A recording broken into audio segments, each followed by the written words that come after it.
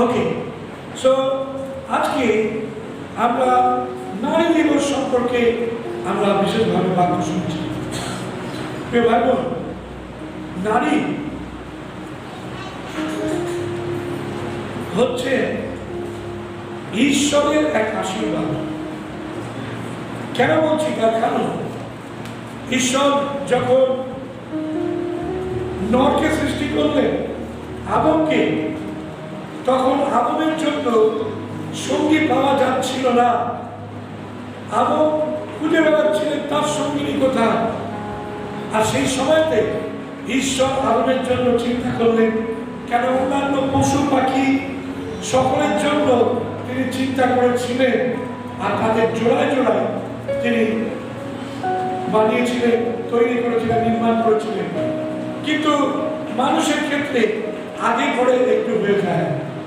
ওকে, so ঈশ্বর নারীকে আদমের জন্য সৃষ্টি করলেন, যেন আদম একাকী না থাকে, যেন আদম অসহায় না থাকে। ওকে, সেই কারণে ঈশ্বর আদমের জন্য নারীকে হাওয়াকে সৃষ্টি করলেন। এই নারী হচ্ছে উৎপাদনে একটা বিশেষ শক্তি বলা যেতে পারে। নারী যদি না থাকতো তাহলে কি হতো এই পৃথিবীর অবস্থা? আমার মনে হয় আদম একাই থাকতো, এবং আদম তারপরে কত বছর বয়সে আদম মারা গেলেন? 930 বছর বয়সে আদম মারা গেলেন। 930 বছরের পরে আর কোনো মানুষ থাকতো না, তাই তো? আদম সৃষ্টি হলেন এবং আদম 930-এ মারা গেলেন। কেন 930-এ সমস্ত মনুষ্যকুল সব শেষ হইলেন, কি তাই তো? প্রিয় ভাই বোন, কিন্তু ঈশ্বরের তো সেটা ইচ্ছা নয়। ঈশ্বরের ইচ্ছা যেন মানুষ বহুবংশ এবং প্রজাবন্ত হয় এবং সমগ্র বিশ্ব ব্রহ্মাণ্ডকে যেন পরিপূর্ণ করে। হালেলুয়া। যারা নতুন এসছে তাদেরকে বলবো যে ভিতরে আপনারা বসুন। বাচ্চারা থাকছে না, না ওকে খুলে খুলে নিয়ে বসুন ভিতরে। ওকে ছেড়ে দিলে হবে না, বাক্য শুনতে হবে।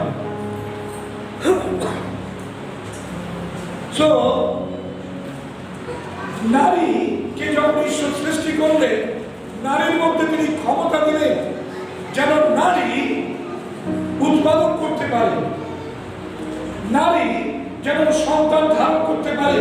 সেই ক্ষমতা দিয়ে ঈশ্বর নারীকে এই পৃথিবীতে নিয়ে আসলেন, সৃষ্টি করলেন। অতএব নারীর যে সন্তান ধারণের ক্ষমতা, এটা ঈশ্বর প্রদত্ত, এটা ঈশ্বর নির্ধারিত। ঈশ্বর তিনি ঠিক করেছেন। সেই কারণে নারী গর্ভবতী হয়ে পুত্র বা কন্যা অর্থাৎ মনুষ্যের জন্মদান করতে পারে। আর সেই নারী আজকে আমরা দেখি যে তার মধ্যে যে ক্ষমতা রয়েছে, সেই ক্ষমতা কিন্তু পুরুষের মধ্যে নেই। আজকে মানুষ ঈশ্বরের সৃষ্টি কার্যে সন্তুষ্ট নয়। মানুষ বলছে বিকৃত চিন্তা ভাবনায়, সে বলছে যে আমি আমার জেন্ডার পরিবর্তন করব। পুরুষ বলছে আমি আর পুরুষ থাকতে চাই না, আমি নারী হয়ে যাব। বলে তার জেন্ডার চেঞ্জ করার জন্য নানা ধরনের প্রচেষ্টা চালাচ্ছে। নারী বলছে আমি আর নারী থাকতে চাই না, আমার স্বাধীনতা দরকার পুরুষের মতো, অতএব আমি পুরুষ হয়ে যাব। অর্থাৎ নারী পুরুষ তাদের ইচ্ছা মতো তাদের জেন্ডার বা লিঙ্গ পরিবর্তন করার জন্য এক লক্ষ্যে রয়েছে। কোন কোন পুরুষেরা তারা সমকামী হয়ে তারা বলছে আমার নারীর প্রয়োজন নেই, আমি পুরুষে পুরুষে কুৎসিত ক্রিয়া করে সেইভাবে আমি জীবনযাপন করব বলে সমকামিতায় জীবনযাপন করছে। এমন অনেক পুরুষ রয়েছে। স্ত্রী তার থাকতেও তারা স্ত্রী স্ত্রীর সঙ্গ পছন্দ করেন না, তারা পুরুষ সঙ্গ পছন্দ করে। আর তারা পুরুষদের সঙ্গে বন্ধুত্ব, পুরুষদের সঙ্গে তারা এক প্রান্ত থেকে আরেক প্রান্ত চলে যাচ্ছে। আমি দেখেছি তাদের টেন্ডেন্সি হচ্ছে তারা বিভিন্ন জায়গায় চলে যায়।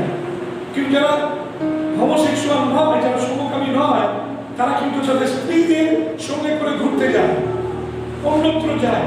কিন্তু যারা সমকামী তারা স্ত্রীদের নিয়ে যায় না, তারা পুরুষদের নিয়ে যায়, পুরুষদের নিয়ে বিভিন্ন জায়গায় ঘুরে বেড়াচ্ছে।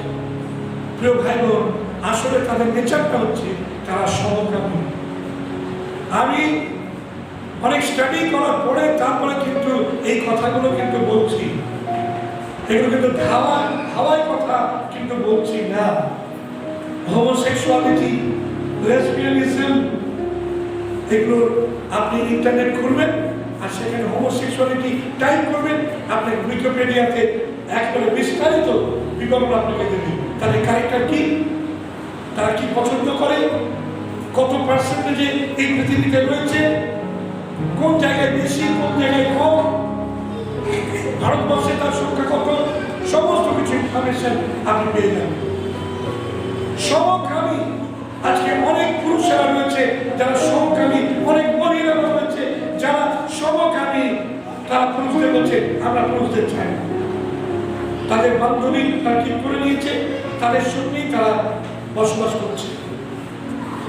এবং বর্তমানে দেখতে পাওয়া যাচ্ছে যে অনেক নারীরা নারীকেই বিবাহ করছে, অনেক পুরুষেরা পুরুষকেই বিবাহ করছে, এবং এইভাবে একটা বিকৃত ইমব্যালেন্স একটা সমাজ তৈরি করছে।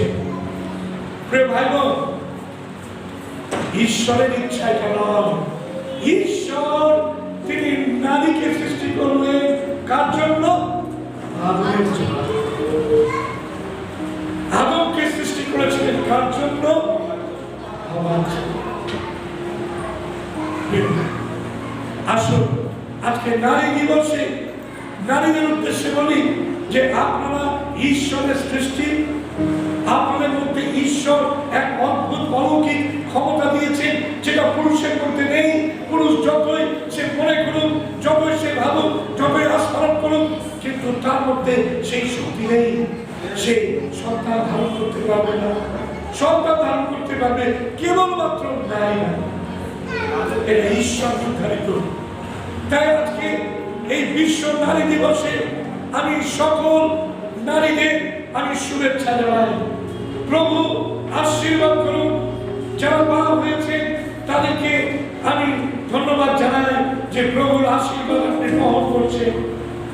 যারা বিবাহ উপযুক্ত, যারা বিবাহের জন্য প্রস্তুত হচ্ছে, তাদের জন্য আমি আগাম শুভেচ্ছা রাখি যে প্রভু যেন আপনাদের সেই আদর্শ নারী হিসাবে রাখেন, আপনারা যেন সেই সন্তান ধারণ করতে পারেন।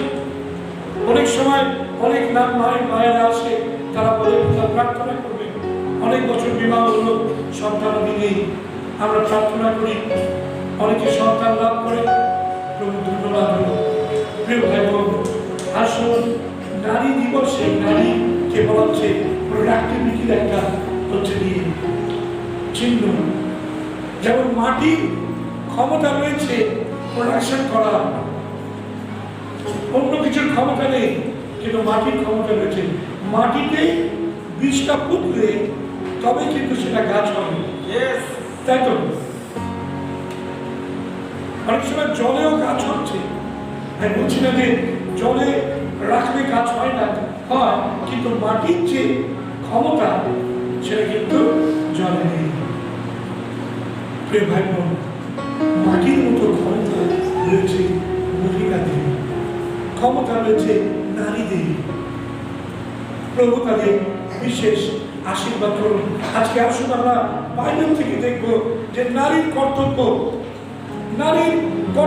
যে নারীর মধ্যে এত ক্ষমতা, এত শক্তি ঈশ্বর দিয়েছেন, সেই নারীর কি কর্তব্য সেটা নিয়ে আমরা আলোচনা করি। চারটি পর্যায়ে আমরা আলোচনা করব। প্রথমত, নারীরা যেন আপন আপন স্বামীর বশীভূতা থাকে। বাইবেল থেকে বলছে, এফেসীয় তার 5 অধ্যায় 22 পদ, ইফিসীয় তার 5 অধ্যায় 22 পদ। নারীগণ তোমরা যেমন প্রভু তেমনি নিজ নিজ স্বামীর বশীভূত হও। ওকে, নারীরা যেমন প্রভুর তেমনি নিজ নিজ স্বামী বশীভূত হও। আজকে নারী দিবসে আমি সকল নারীদের উদ্দেশ্যে বলি যে আপনারা আপনাদের স্বামীদের বশীভূত হন। অনেক নারীরা স্বামীর চেতা, তারা তাদের পুরুষদের তাদের স্বামীদের কোনো তোয়াক্কা করেন না। অনেক নারীরা রয়েছেন তাদের স্বামীদের তারা আন্ডার এস্টিমেট করে, তারা ভাবেন যে তারা কিছুই জানে না, তাদের কোনো ক্ষমতাই নেই। প্রিয় বোনেরা, প্রিয় নারীরা, আপনাদের উদ্দেশ্যে বলি প্রভুর বাক্য বলছে নারী তোমরা তোমাদের স্বামীর বশীভূত হও। যাদের বিবাহ হয়েছে তাদের উদ্দেশ্যে রয়েছে, যারা বিবাহ হয়নি, যারা বিবাহের উপযোগ্যা তাদের উদ্দেশ্যে বলি যে তোমরা প্রস্তুত হও সেই আন্ডারস্ট্যান্ডিং নিয়ে যে আগামী দিনে যাকে তুমি স্বামী হিসাবে পাবে তার যেন বশীভূত হবে চলতে পারো। এবং এইভাবেই নারীরা ঈশ্বরের ইচ্ছাকে পূর্ণ করবে। কেননা ওখানে বাক্যে আমরা একটু আগে বললাম যেমন প্রভু তেমনি স্বামীদের বশীভূত হও।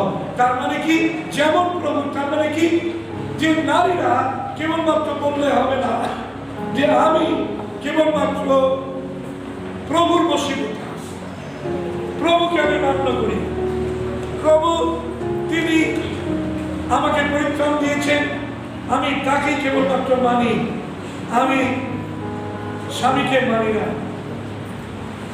ঈশ্বর বাক্য বলছে এরা কিন্তু সঠিক নয়। যেমন প্রভু তেমন স্বামীদের বশীভূত হও, অর্থাৎ ইকুয়ালি, অর্থাৎ যতটা প্রভুর বশীভূত থাকবেন নারীরা, প্রভু অর্থাৎ প্রভু যিশু, ঠিক ততটাই তারা স্বামীর বশীভূত থাকবে। ওকে, সো কেমন ভাবে নারী স্বামীর বশীভূত থাকতে পারে আমি কয়েকটি একটু দিচ্ছি। প্রথমত, পরিবারের মধ্যে যে সমস্ত ডিসিশনগুলো হয়, পরিবারের যে সমস্ত ডিসিশনগুলো হয় সেই ডিসিশনগুলোতে স্বামীদের সঙ্গে পরামর্শ করা প্রয়োজন রয়েছে। সেটা সংসারের খুঁটিনাটি যা কিছু হোক না কেন সমস্ত বিষয়গুলো স্বামীদের সঙ্গে আলোচনা করা এটা বিশেষভাবে প্রয়োজন রয়েছে। অনেক সময় অনেকে হয় গোপন করে, আর পরবর্তীকালে ভান্ডার হয়ে গেলে তখন বলে যেন গো একটা অন্যায় করে ফেলেছি, আমি চা বানাতে গিয়ে চা পাতার পরিবর্তে সর্ষে দিয়ে দিয়েছি বা কালো জিরে দিয়ে দিয়েছি। একটা ঘটনা আমার মনে পড়ে গেল। প্রিয় বোনেরা, যখন আপনি কোনো কিছু করবেন আপনি আপনার স্বামীর সঙ্গে আপনি একটু পরামর্শ করুন। তাতে করে কি হবে, আপনার যে কাজটা সেই কাজে আপনার স্বামী প্রার্থনা করতে পারবেন, আপনাকে সাহায্য করতে পারবেন, আপনার পাশে দাঁড়াতে পারবেন, আপনাকে একা সমস্ত বোঝা বহন করতে হবে। আপনি আলোচনা করুন তার সঙ্গে। ওকে, দ্বিতীয়ত, পরিবারের মধ্যে যখন ধরুন কোনো কিছু হয়তো আপনি রান্না বান্না করছেন তখন একটু তাদের সঙ্গে আলোচনা করে নেওয়া ভালো। কেন অনেক সময় দেখা যায় যে অনেক পুরুষেরা রয়েছে তার সঠিক যদি তার সামনে খাবার না থাকে তারা কিন্তু পা দিয়ে লাথি মেরে খাবার ফেলে দিচ্ছে, তাতে পরিবারের মধ্যে একটা বিশৃঙ্খল অবস্থার সৃষ্টি হয়। বরঞ্চ রান্না বান্না করার আগে যদি একটু আলোচনা করে নেওয়া যায়, আজকে কি রান্না হবে বলো, আচ্ছা এটা হোক, তাহলে কি হবে, ওই যখন খেতে শুনে বসবে তখন কিন্তু ওটা বলার কি সবাই ধরনের আচরণ করার কোনো রাস্তা থাকবে না। তুমি বলেছিলে তোমার ইচ্ছা হলে আমরা বলেছি অতএব তুমি কেমন করে ওকে। সো একটু আলোচনা করে নেওয়ার প্রয়োজন রয়েছে ছেলে মেয়েদের বিষয়তে। ছেলে মেয়েদের বিষয়তে আলাপ আলোচনা করা, সেখানে গোপনীয়তা রাখার দরকার নেই। ওকে, স্বামীর সঙ্গে আপনি আলোচনা করুন, সেগুলো সেই বিষয়গুলো দুজনেই একসঙ্গে হ্যান্ডেল করুন পরিস্থিতিগুলো, যে আপনি একা কেন হ্যান্ডেল করবেন। ওকে, সো ডিসিশন মেকিং এর ক্ষেত্রে যা কিছু আপনি সিদ্ধান্ত নিচ্ছেন আপনার স্বামীর সঙ্গে, আপনি সিদ্ধান্তটা আপনি শেয়ার করুন। তার মধ্যে দিয়ে আপনি আপনার যে বশীভূতা ভাবটা আপনি দেখাতে পারবেন। দ্বিতীয়ত, নারীরা সলজ্জ এবং সুরক্ষিতভাবে পরিপাটি বেশে ভূষিতা হোক। প্রথম তিমথেয় 2:9 প্রথম তিমথেয় 2:9 নারীরা সলজ্জ ভাবে এবং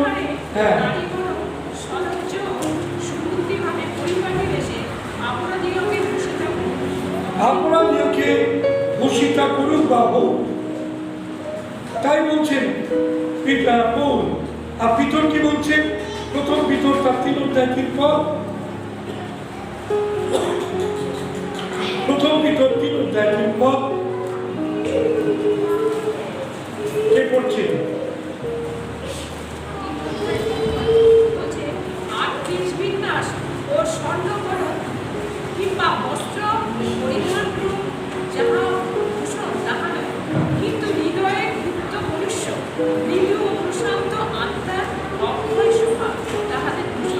ওকে, তাহলে ঈশ্বরের বাক্য আমরা দুটো পদ বললাম, এবং সেই দুটো পদে নারীরা কিভাবে চলবে সে সম্পর্কে পরিষ্কার একটা বিবরণ রয়েছে। বলছে প্রথমে নারীরা সলজ্জ ভাবে, সলজ্জ মানে লজ্জা সহকারে, লজ্জা সহকারে সে যেন ভূষিতা হয়।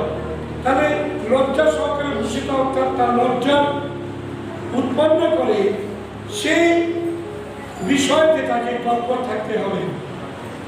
নারীরা যেন তাদের বেশভূষা সম্পর্কে যেন সতর্ক হতে পারে, কেন বেশভূষা যদি সতর্ক না হয় তাহলে তাদের লজ্জা, তাদেরকে লজ্জা দেবে এবং সেই লজ্জা অন্যদেরকে বিভ্রান্ত সৃষ্টি করবে। তাই নারীরা যেন সলজ্জ ভাবে লজ্জা সহকারে তারা যেন ভূষিতা হতে পারে, সুবুদ্ধি ভাবে। দ্বিতীয়ত বলছে সুবুদ্ধি ভাবে, অর্থাৎ বুদ্ধি সহযোগে। বুদ্ধি আমাদের যদি বিকল হয়ে যায় তাহলে আমরা কিন্তু এমন ভাবে আচরণ করি, এমন বেশভূষা পড়ি যেটাতে মনে হয় যেন আমাদের বুদ্ধি ভ্রম ঘটেছে। ওখানে বাক্য হচ্ছে সুবুদ্ধি। সুবুদ্ধি মানে সুন্দর বুদ্ধি, ভালো বুদ্ধি।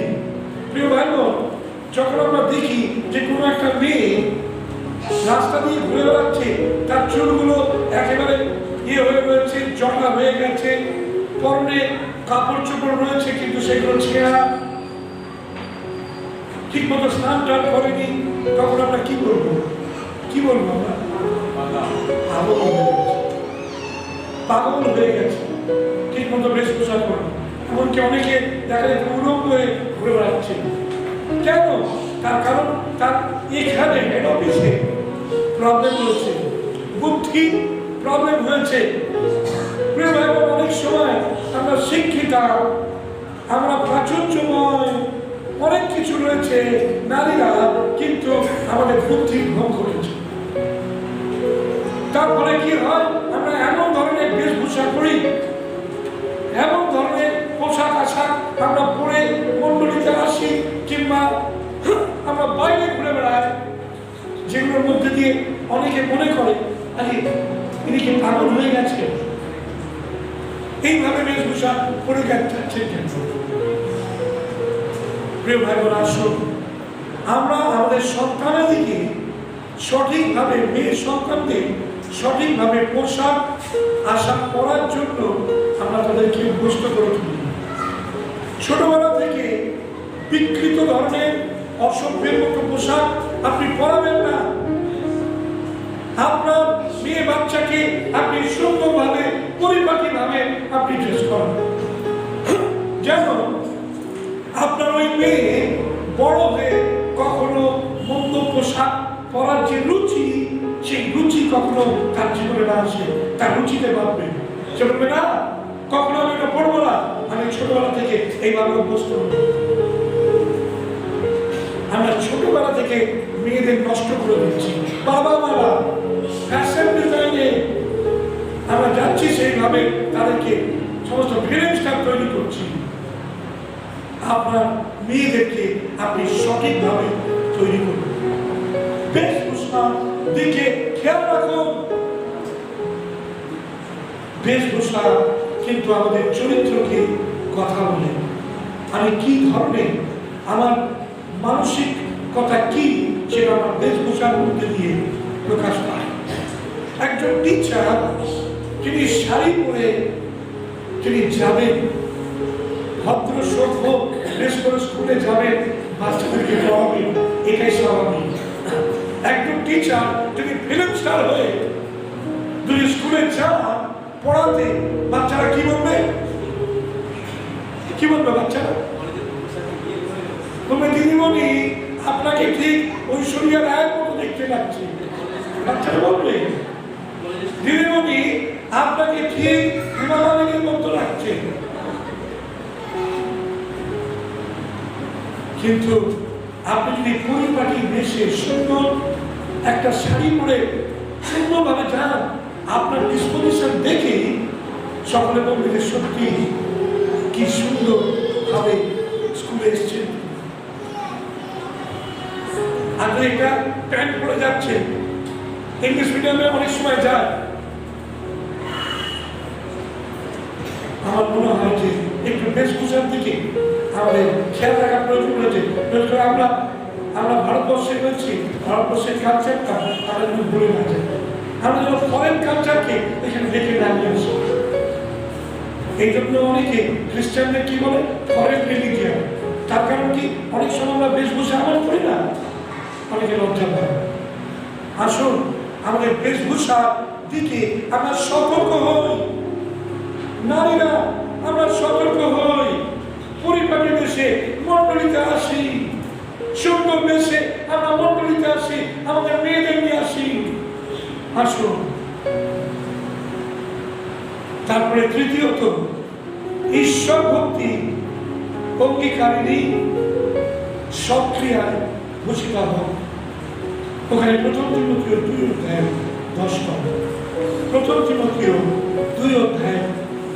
কিন্তু যাহা ঈশ্বর ভক্তির অঙ্গীকারে নারীগণের জন্য সৎক্রিয়ায় ভূষিত হোক, নারী সত্য ও বশ্যতাপূর্বক মৌনভাবে শিক্ষা। ওকে, নারীর যোগ্যতা কি বলছে? তার যোগ্যতাই হচ্ছে যেন সে সৎক্রিয়া করে এবং ঈশ্বরকে ভক্তি করে। ঈশ্বর ভক্তি পুরুষদের তুলনায় নারীদের অনেক বেশি। নারীরাই বেশি প্রার্থনা সভায় আসে, নারীরাই তারা চার্চে বেশি আসে। আজকে পুরুষ কতজন আছে, কিন্তু নারীরাই বেশি। তাদের মধ্যে ঈশ্বর ভক্তি রয়েছে, অনেক বেশি ঈশ্বর দিয়েছে যে ঈশ্বর ভক্তি তাদের মধ্যে রয়েছে। এটা ভেরি গুড, খুব গুড ক্যারেক্টার, খুব ভালো একটি তাদের জীবনের স্বভাব। কিন্তু সেই ভক্তিটা তার অঙ্গীকারের মধ্যে থাকুক, সক্রিয়ার মধ্যে দিয়ে প্রকাশ পাক যে ঈশ্বর ভক্তি করছে, অন্যদিকে অসৎ কাজে লিপ্ত রয়েছে, এটা না। ঈশ্বর ভক্তি এবং সক্রিয়া দুটো যেন সমানভাবে কাজ করে, যে না সত্যি সে এখন মন্ডলীতে যাচ্ছে, পরক্ষণে সে কিন্তু রাস্তার চৌমাথায় দাঁড়িয়ে রাতের বেলা কারোর জন্য অপেক্ষা করছে না। অর্থাৎ দেহ ব্যবসায় সে নিযুক্ত নয়। সে ঈশ্বর ভক্তি যখন করছে, চাচ্ছে, সে ব্যভিচারের মধ্যে নেই। সে জানি যে ঈশ্বর কোনটা পছন্দ করে, কোনটা পছন্দ করেন না। সেই জন্য ঈশ্বর ভক্তি অঙ্গীকারেরই সব ক্রিয়ায় সে ভূষিত হবে। হিতোপদেশ তার 31 অধ্যায়ে আমরা দেখি 1 পদ থেকে কয়েকটি পদ, সেখানে সক্রিয়ার কথা বলেছে নারী। কেউ একজন পড়ুন একটু হিতোপদেশ তার 31 অধ্যায়।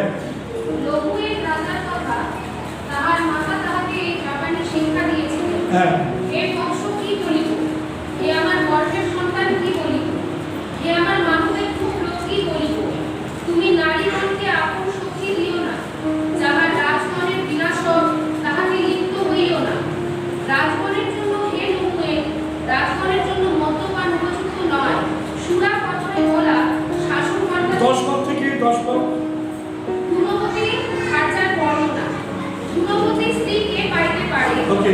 মুক্তা হইতেও তাহার মূল্য অনেক অধিক। তাহার স্বামীর হৃদয় তাহাতে নির্ভর করে, স্বামীর লাভের অভাব হয় না। তিনি জীবনের সমস্ত দিন তাহার উপকার করেন, অপকার করেন না। তিনি মেষলোক ও মশিনা অন্বেষণ করেন, প্রফুল্লভাবে আপন হস্তে কর্ম করেন।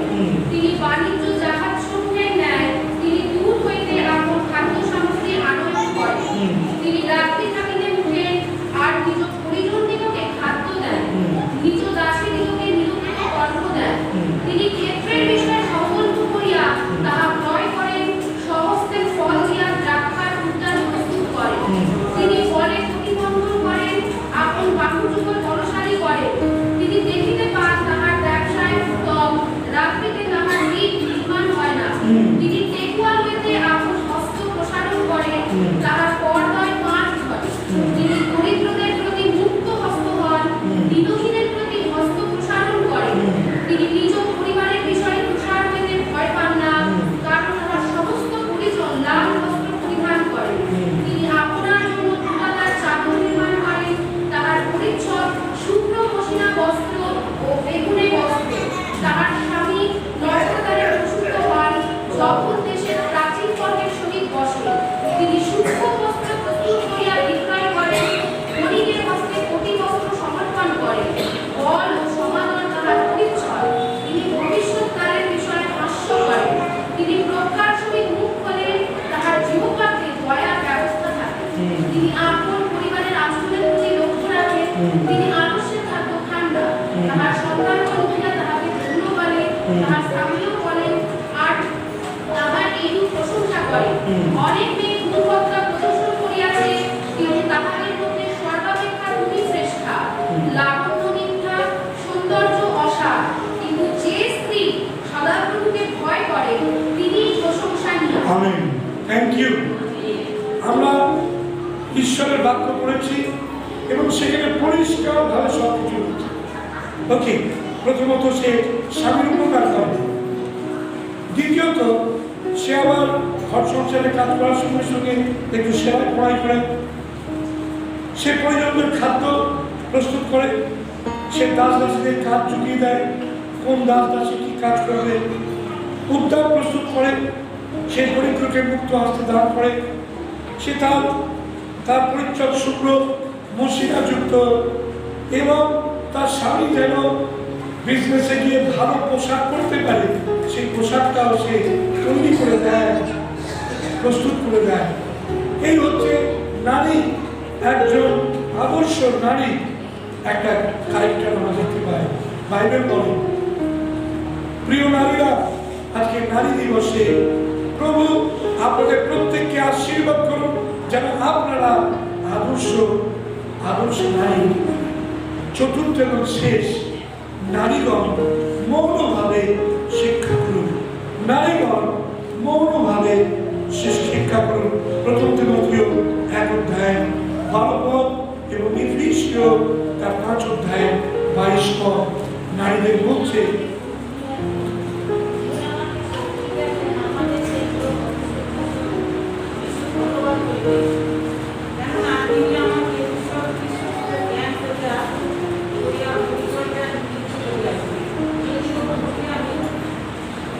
কত বুদ্ধি করছে। প্রথম তিমোথেয় ওকে, আচ্ছা পিপিসিও 5/22